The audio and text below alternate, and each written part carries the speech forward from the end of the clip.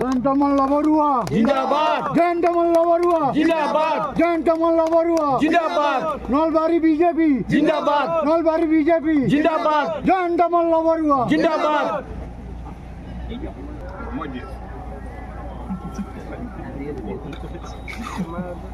Banyak kalau sudah, banyak sudah dirut.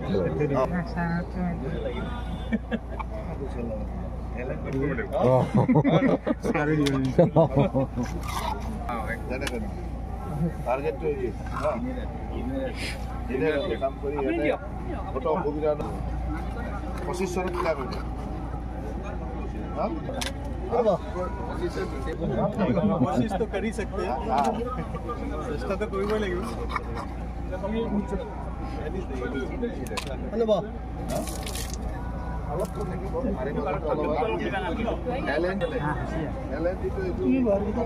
কাৰণে আজি এটা অতি আনন্দৰ দিন যে নলবাৰীত আমি কেঞ্চাৰ হস্পিটেলখন যি পৰিকল্পনা কৰি ৰাখিছিলোঁ তাৰ আজি ভূমি পূজন কৰিলোঁ আৰু মই ভাবোঁ যে আসাম কেঞ্চাৰ কেয়াৰ ফাউণ্ডেশ্যনৰ জৰিয়তে হ'বলগীয়া এই কেঞ্চাৰ কেয়াৰ হস্পিটেলখনে নলবাৰীৰ স্বাস্থ্যৰ ক্ষেত্ৰখনত এটা ডাঙৰ সংযোজন আমি নলবাৰী জিলা বা নলবাৰীৰ ওচৰে পাজৰে যিকেইখন জিলা আছে এই জিলাত যথেষ্ট সংখ্যক কেঞ্চাৰ ৰোগী আমি দেখিবলৈ পাওঁ এই ৰোগীসমূহৰ যি অসুবিধা কাৰণ সামাজিক জীৱনত থকা হিচাপে ৰোগীসকলৰ কেঞ্চাৰ হোৱাৰ লগে লগে বেছিভাগে আমাৰ লগত যোগাযোগ কৰে উন্নত চিকিৎসাৰ কাৰণে হওক আৰ্থিক সাহায্যৰ কাৰণে হওক তেতিয়া আমি গম পাওঁ যে বৃহৎ সংখ্যক লোকে এই কেঞ্চাৰৰ সমস্যাত ভুগি আছে বা পৰিয়ালসমূহ একেবাৰে জৰ্জৰিত হৈ যায় আৰু আটাইতকৈ ডাঙৰ সমস্যাটো হ'ল যে আৰ্লি ডিটেকশ্যন প্ৰথমতে ইয়াক ডিটেক্ট কৰিব নোৱাৰা কাৰণে এনেকুৱা এটা পৰ্যায়লৈ গুচি যায় যে তেতিয়া আৰু ঘূৰি আহিব নোৱাৰে সেইকাৰণে আমাৰ এই কেঞ্চাৰ কেয়াৰ হস্পিটেলখন হোৱাৰ লগে লগে যেহেতু ইয়াতে সকলো মানে